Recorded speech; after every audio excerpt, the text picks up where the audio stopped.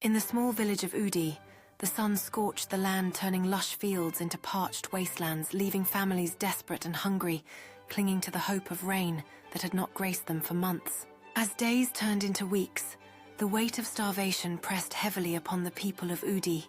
But one fateful morning, dark clouds rolled in, igniting a flicker of hope among the villagers.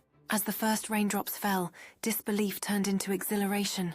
Children ran into the streets, laughter echoing as they danced in puddles, proclaiming the end of their suffering. With each passing moment, the rain transformed the village, filling wells and saturating the earth, while the community united in a shared mission to revive their land and their lives. Amidst the laughter and celebration, the elder of Udi knelt in gratitude, recognizing that this rain was not just water, but a lifeline for his people, renewing their bond with the land. As the sun set over Udi, the villagers came together